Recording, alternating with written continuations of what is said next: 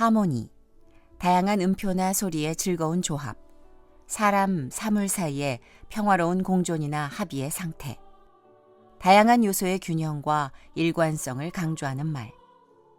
하모니가 과연 교도소에 수감되어 있는 수용자들과 그들의 자녀들에게 어울릴 만한 단어일까?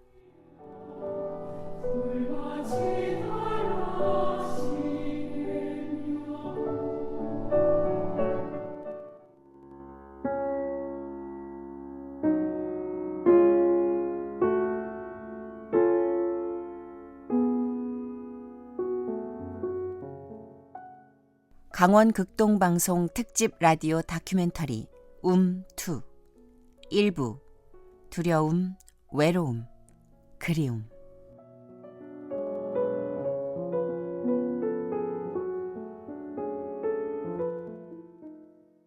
지난 2021년 우리는 수용자들과 수용자 자녀들의 삶을 다룬 다큐멘터리 비움, 세움, 채움을 제작하고 그들의 일상을 함께했다. 그 후로 4년, 사람들의 인식이나 사회적인 시선에는 어떤 변화가 있을까? 이번 2는 수용자들 가운데서도 특별히 누군가의 엄마이자 아내인 여성 수용자들에 관한 이야기를 전하고자 한다.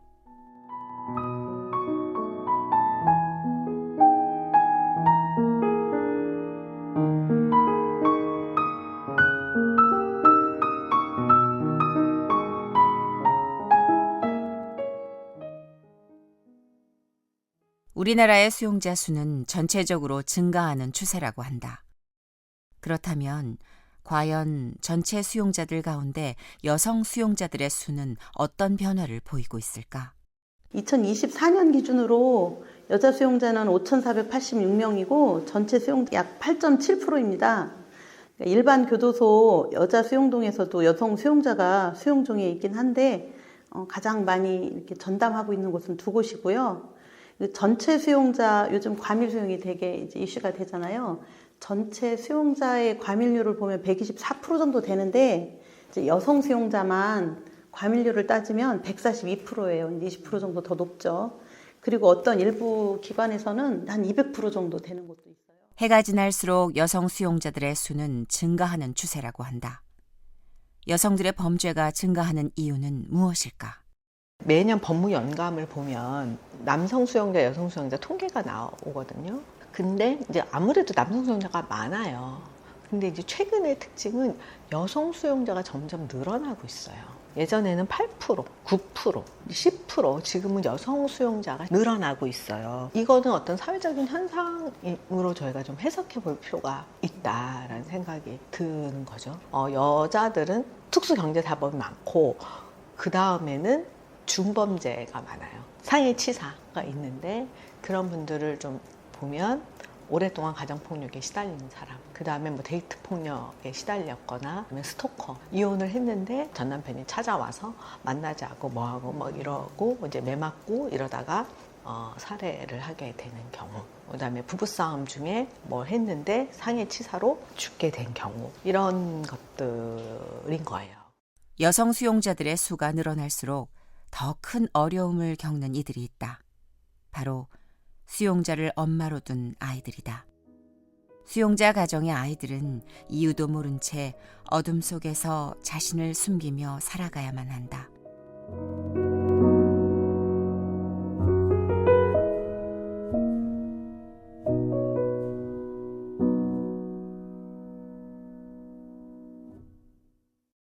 사단법인 세움. 이곳은 수용자 자녀와 가족을 세상의 중심에 세우기 위해 2015년 설립된 아동복지 전문 단체이다. 세움의 이경림 대표는 수용자 자녀들의 어려움에 대해 이렇게 말한다. 범죄자 했을 때 우리는 당연히 남자 범죄자들을 생각해요. 그런데 여자 범죄자 하면은 똑같은 범죄라도 세상의 편견은 더 나쁜 사람으로 보는 거야. 여자가. 오죽하면 여자가 어떻게 죄를 지어? 라고 하는 사회적 편견이 있는데 거기에 플러스 우리 아이들을 만나보니, 여성 수용자 자녀를 만나보니 엄마가, 애까지 있는 엄마가 지 자식 생각하면 어떻게 저런 죄를 질 수가 있어라고 하는 2중 3중의 사회적 편견이 훨씬 있는 거예요. 그럼 이 사회적 편견이 결국 어떤 영향을 미치냐면 자녀들은 더 죄책감이 많아요. 아빠를 교도소에 보낸 친구들과 엄마를 교도소에 보낸 자녀들의 죄책감은 달라요. 더 많은 수치심을 느끼는 거예요. 사단법인 세움에서는 올해 기억함의 용기라는 책을 출간했다. 책의 주인공은 바로 수용자 자녀들. 이 책은 수용자 자녀들이 1년 동안 함께 글쓰기를 통해 자신과 마주하고 기억을 정리해가는 일련의 과정이 담겨 있다. 10명의 저자 가운데 한 명인 동수 씨가 쓴 자신의 이야기이다.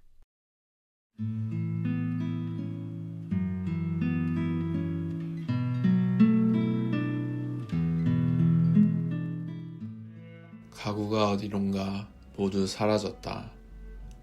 혼란스러웠다. 영문도 모른 채 갑작스럽게 할머니 집에 오게 되었고 나는 외가 친척 8명과 함께 한 집에서 살게 되었다. 그 이유를 주변 사람들에게 물어봐도 돌아오는 대답은 나의 질문을 만족시키지 못했다. 여느 때와 마찬가지로 학교 생활을 마치고 돌아왔을 때 집안 분위기가 다르다는 것을 느꼈다. 밝게 비친 현관문, 문을 열고 나가는 엄마의 어두운 그림자는 대조되는 듯 했다. 그날을 또렷하게 기억하고 있다. 동수야, 엄마가 해외 출장을 갔다 올 것 같아. 길게 전화 자주 할 테니까 잘 받고. 그리고 일주일 뒤였을까? 삼촌의 입에서 생각지도 못했던 엄마 소식이 내 내리에 꽂혔다. 엄마가 교도소에 들어가게 됐어. 교도소라니.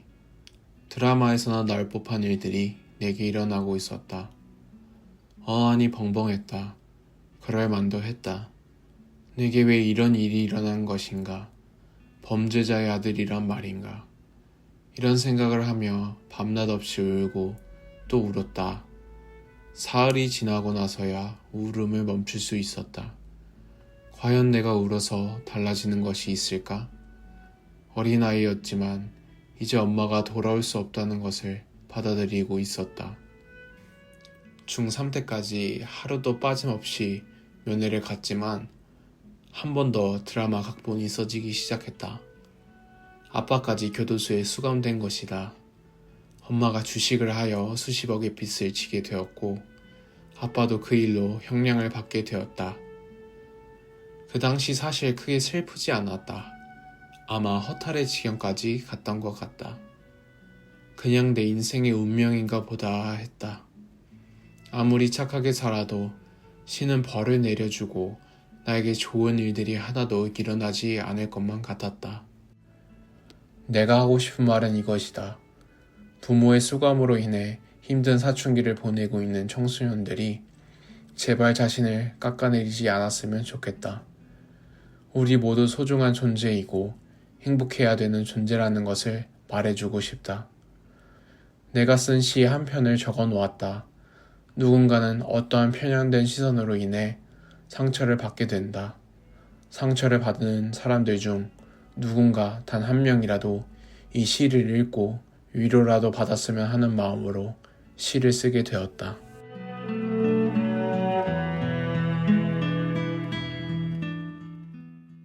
잡초. 농부가 벼 주위에 잡초를 뽑는다. 벼를 키우는데 잡초는 방해가 되는가 보다. 마치 우리가 사람들에게 방해가 된다고 생각하듯이. 정말 잡초의 잘못이 있는 것일까? 그저 한 생태계의 일원으로서 살아가는 것일 뿐인데 농부의 잘못일까? 잡초의 잘못일까? 아니면 생태계의 잘못일까? 엄마가 섬 그늘에 굴 따러 가면 현재 항공운항과에 재학 중인 동수 씨는 비행기처럼 자신의 인생도 날아오르고 싶다고 말한다. 자신의 지난 이야기를 담담히 풀어놓은 그의 글 속에는 고단함, 아픔, 그리고 슬픔이 묻어져 나온다. 이제는 세상 밖으로 나오고 싶다는 동수 씨. 그에게 치유와 회복은 기억과 연대의 힘에서 비롯되어지는 것이 아닐까? 숨기지 않고 드러내는 것. 그것이 바로 회복의 시작임을 잊지 않길 바란다.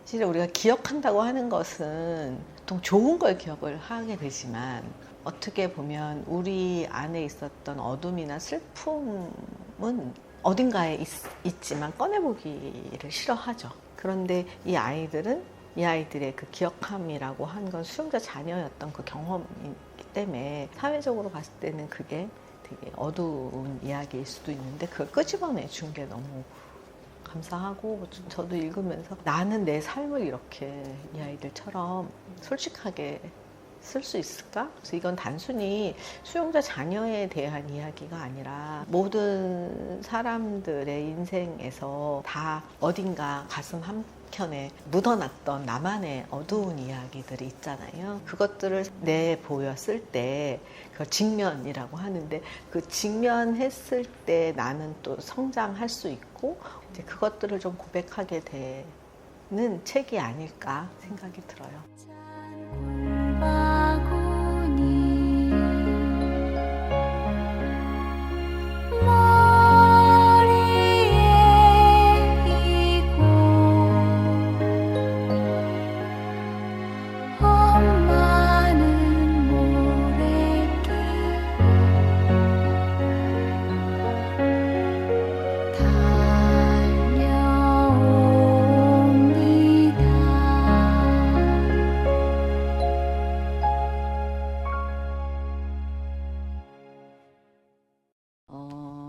엄마일 가는 길에 하얀 찔레꽃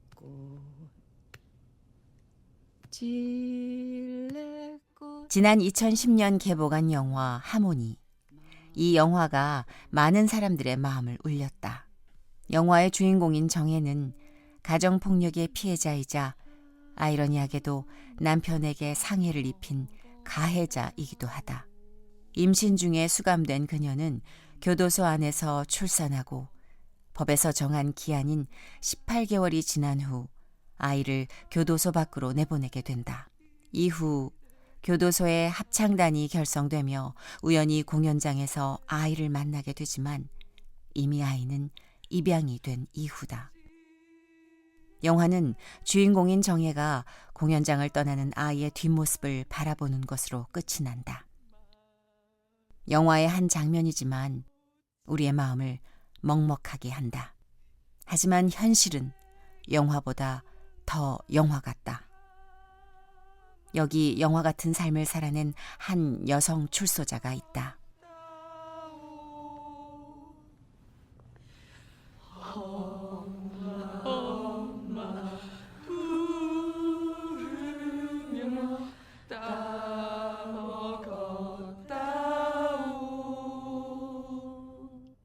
날마다 울었죠, 뭐, 날마다. 수용자들도 또 오죽 못났으면 이런 데를 아기를 데리고 들어오냐. 그 수근거리는 게 다 들려요.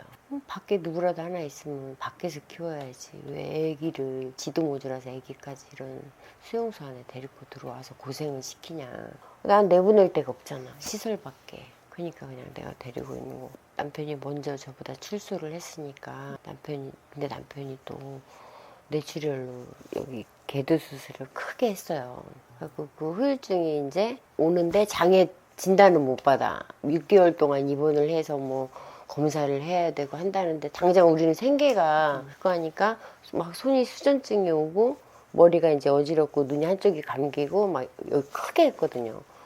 해도 이제 자기가 이제 그 일용직 같은 거 해서 여기 분유도 사야 되고 막 하니까 쉬지를 못한 거죠.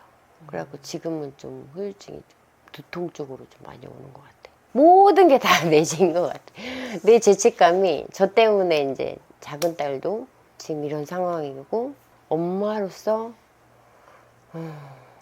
죄책감이 말도 못하죠. 근데 이게 자식 앞에서 울면 또 안 되니까 혼자 이제 있을 때만이. 진희 씨는 교도소에서 아이를 출산했다. 사업 확장을 위해 투자자를 모으고 다시 투자하기를 반복하자 결국에는 사업의 실패로 이어졌다. 사업의 실패는 또 주변 사람들에게 피해를 입히기까지 하였다. 재판을 받을 때가 임신 3개월이었다고 한다. 근데 남편은 죄가 없었는데 저를 혼자 수용소로 보내기가 자기가 너무 힘들었대. 걱정됐대. 그래갖고 자기도 같이 수용 생활을 하면서 그러니까 자기가 내가 다 했다 나도 같이 했다 막 이런 식으로 한 거예요. 혼자 보낼 수가 없었던 거야. 그래갖고 저도 같이 했다. 나도 같이 사업을 했기 때문에 나도 책임이 있다. 이런 식으로 해서 자진해서 같이 수감이 된 거예요. 남편은 1년 반 그리고 저는 5년 있었죠. 진희 씨는 임산부의 몸으로 재판을 받고 형이 확정되어 교도소에 수감되어진다.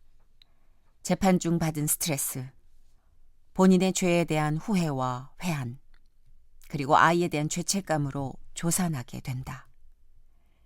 7개월 만에 세상에 나온 진희 씨의 딸은 교도소에서 병원으로 이동하는 가운데 미흡한 응급처치, 다양한 환경적인 요인으로 인해 장애를 갖게 된다. 장애를 갖게 된 딸. 교도소에 수감되어져 있는 자신의 처지. 엎친 데 덮친 격으로 남편마저 수감되어진다. 그리고 교도소 밖에 홀로 남겨져 있는 어린 나이의 딸까지. 차가운 현실이 그녀를 덮쳐왔다. 현실의 벽에 무너져버린 진희 씨. 하지만 교도소 안에서의 아이의 양육은 더 비참했다고 한다. 팔 수 있는 거 다 팔고 뭐 가지고 있는 현금 탈탈 털어서 다 주고 상환을 하고 그러고 들어가니까 당장 우리 용치금도 없는 거야. 남편은 이제 취사장 가서 한 달 동안 일을 하면 10만 원 정도 준대요. 그거를 이제 교도관한테 사정해서 내 쪽으로 보낸 거야. 그럼 저는 그 돈을 가지고 아기 거 이제 필요한 거를 이제 사는데 돈이 없잖아. 그러니까 기저귀 떨어지는 날도 지금은 기저귀하고 분유를 최소한의 20만 원어치가 30만 원어치를 지원해 준대요. 저 때는 그런 게 없었어. 그래갖고 기저귀가 떨어지면 수건 채우고 분유가 떨어지면 거기 수용자한테 나오는 흰 죽이 있어요. 신청하면. 그 죽을 막 이제 1시간 동안 가는 거야. 갈아갖고 분유통에 주면 이제 2개월, 3개월밖에 안 되는 게 그걸 어떻게 먹어. 캑캑대는 거야. 그럼 이제 더 갈아마. 주면 안 먹고 물고만 있는 거야. 그럼 이제 물을 또 더 타서 먹이고. 밖에서 애기 물품을 넣어주고 하는 애기 엄마가 하나 있었어요. 그 엄마는 밖에서 필요한 거 다 넣어주고 분유 넣어주고 뭐 기저귀 넣어주고 애기 옷 넣어주고 하는데 그게 안 되고 우리 큰딸이 그나마 어디서 얻어갖고 왔어. 애기 헌옷을. 헌옷 같은 거 얻어오고 분유 1통, 기저귀 1통 딱 넣어줬어. 근데 이제 그 분유를 빨리 먹일 수가 없으니까 묽게 해갖고 죽이랑 같이 섞어서 해갖고 애기를 먹이고. 저희 부부가 무능력해서 그런 건데 2번 겪고 싶지 않은 너무 힘들었어요. 11년 전의 일이지만 아직도 눈앞에 그려지듯 생생하다는 진희 씨. 출산 당시 아이가 갖게 된 장애는 11살이 된 지금도 현재 진행형이며 앞으로 수술도 필요하다고 한다. 저희 애기 같은 경우에는 이제 아팠으니까 걷는 것도 3살인가부터 걸었거든요. 거의 뭐 의사도 살기 어렵다 그랬으니까 시력을 회복할 수 없다 그랬는데 시력을 회복했어요. 그리고 걸을 수 없다 그랬는데 걸었어요. 보조기를 차고 걷고 있지만. 그리고 폐가 만들어지지 않아서 얘가 기흉기인가 뭐 이렇게 인공호흡기를 달아야 된다고 했는데 그거 안 달고도 숨을 쉬고 있어요. 이제 다만 남은 거는 오른쪽에 이제 편마비가 남았는데 살려주신 것도 어디냐. 나는 그때 그랬거든. 얘만 살려주시면 하나님 제가 얘를 하나님한테 바칠게요. 이제 병원에서 수술을 해야 된다 얘기를 하더라고요. 지금 당장 뭐 수술비를 몇 천만 원 되는 거를 감당할 뭐 그게 안 돼요, 능력이. 자신의 죄로 인해 가족들이 고통을 겪고 있는 것 같아 마음이 아리다. 진희 씨와 그녀의 아이들이 어려움을 이겨내고 삶을 잘 살아낼 수 있도록 사회의 돌봄이 우리의 인식이 바뀌어야 하지 않을까? 그 딸에게는 너무 미안한 마음밖에 없고 엄마로서 해줄 수 있는 게 없어서 작은 딸도 엄마가 수술도 빨리 시켜주고 해야 되는데 그러지 못하는 게 미안하고, 큰 딸도 몸이 아픈데도 계속 일을 다녀야 되는 것도 미안하고, 애들한테는 미안한 거밖에 마음이 없고 애기들한테는 저 나쁜 엄마라 할 말이 없고, 제가 이제 지난 시간을 돌아보면 할 말도 너무 많고 힘든 일도 너무 많아서 말이 술술 나오진 않는데, 고난의 시간이라 그러잖아요, 우리는. 이 고통의 시간이 길 수도 있고 짧을 수도 있고, 우리는 알지는 못하지만 앞도 안 보이고 지나온 시간을 더 생각하기도 싫고 한 치 앞도 보이는 것도 없지만 저 같은 사람 보고 기다리다 보면 반드시 도우시고 살리신다고 했으니까 저랑 함께 잘 버티시기를 기다리자고, 그때를 기다리자고 말씀드리고 싶습니다.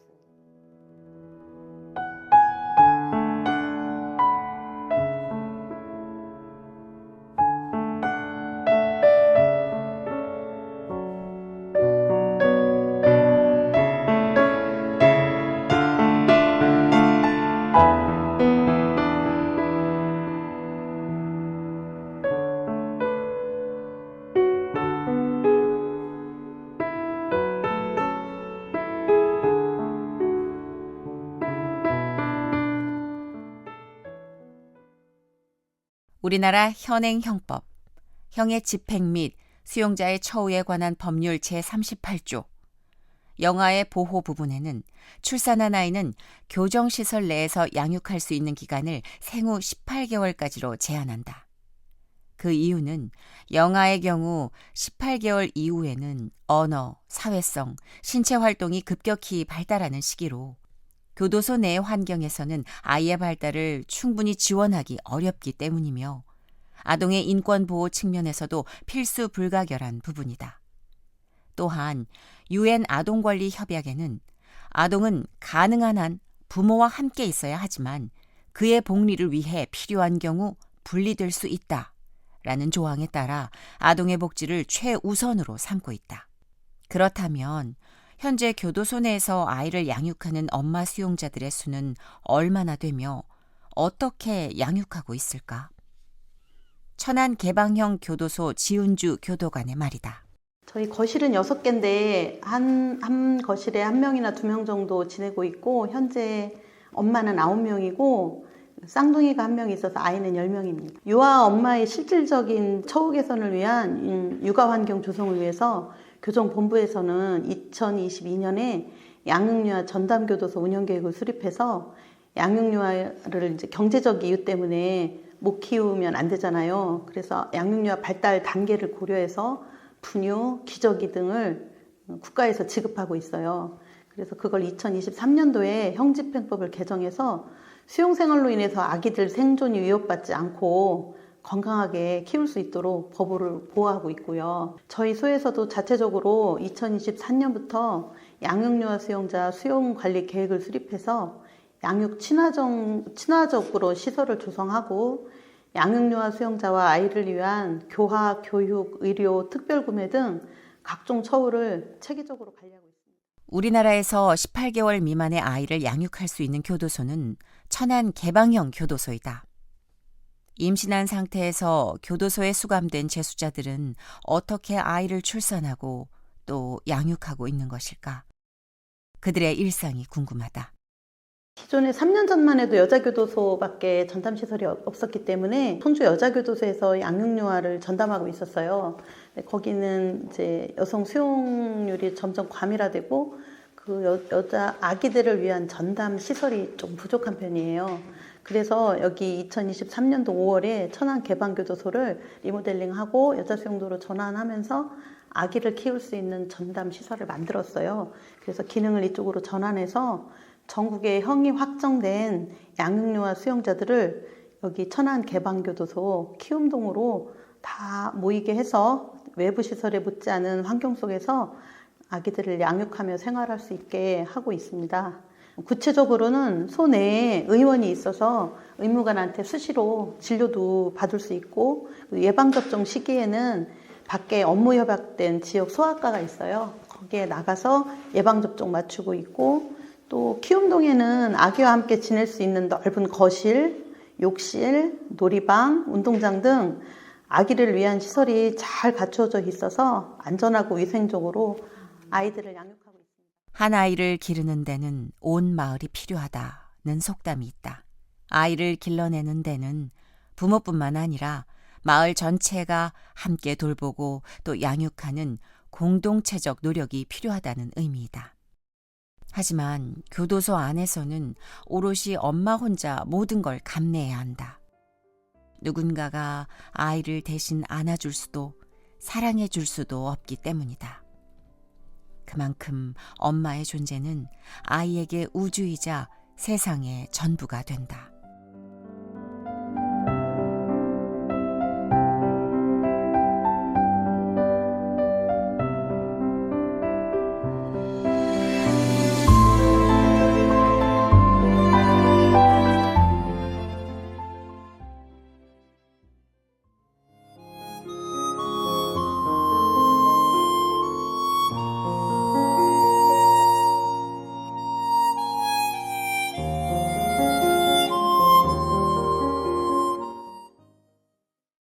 천안 개방형 교도소.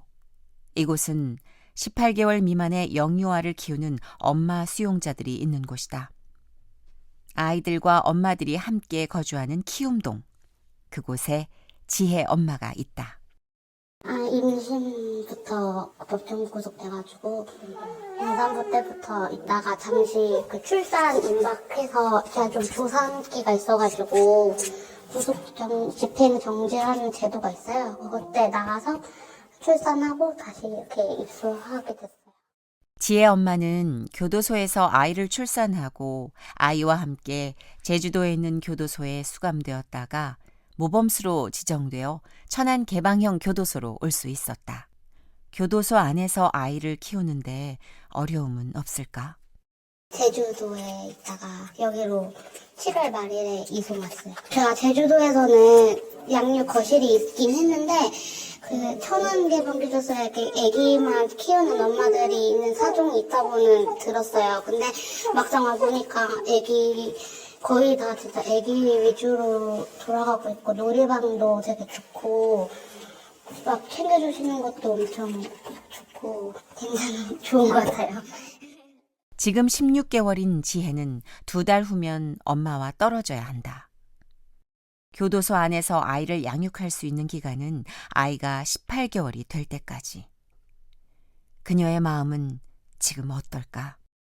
나가면은 절대로 애기한테만큼은 상처 주지 말겠다고 다짐하고 그냥 하루하루 괴롭게 지냈던 것 같아요. 여기서 제일 힘든 거는 아무래도 아기가 크니까 막 걷고 막 나가고 싶어 하는데 그게 마음대로는 안 되니까 그런 점이 조금 더 미안하고 그것도 해주시는 것도 감사하지만서도 엄마 마음으로는 더 좋은 것도 먹이고 싶고 한데 그런 게 잘 안 돼서 가슴이 좀 그래.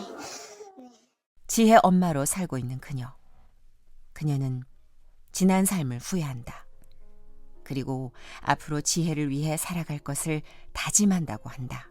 제가 항상 받은 성문에도 썼던 건데 저는 이제 혼자가 아니고 제가 지켜야 할 딸을 지혜가 있으니까 지혜 엄마로서의 삶을 살고 싶다 약간 이런 다짐으로 다시는 절대 누군가한테든 애기 엄마니까 자기 자식이 얼마나 소중한지 알잖아요. 그분들도 누군가의 소중을 다시길 거고 그러면 이제 절대로 뭐 상처를 입힌다거나 절대 막 지혜한테 부끄럽지 않은 행동을 하면서 올바르게 지혜랑 행복하게 살고 싶어요.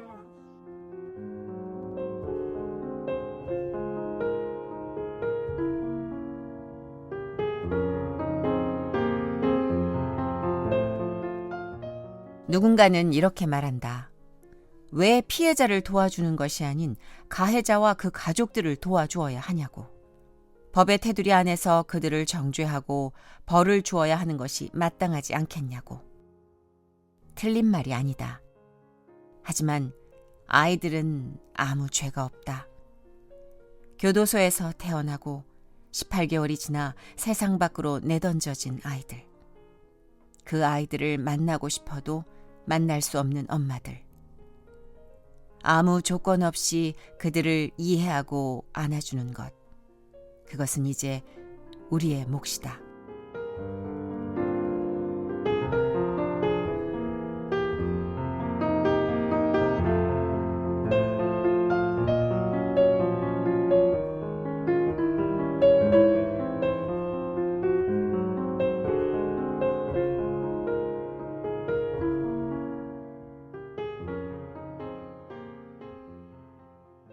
우리나라에서도 여성 수용자들과 출소자들, 그리고 수용자 자녀에 대한 관심과 지원이 늘어나고 있다. 다큐멘터리 2 2부에서는 교정과 관련된 다양한 단체들의 이야기를 살펴보고 여성 수용자들의 교도소 내에서의 자녀 양육에 관해 비슷한 행보를 보이고 있는 일본 교정본부 이야기, 그리고 일본에서 수용자들을 위해 편지 사역을 진행하고 있는 마더하우스의 이야기들을 나눠보고자 한다.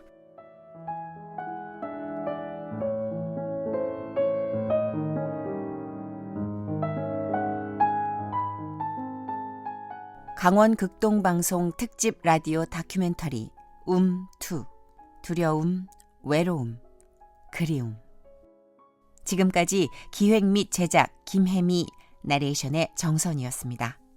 이 프로그램은 방송문화진흥회의 지원으로 제작되었습니다.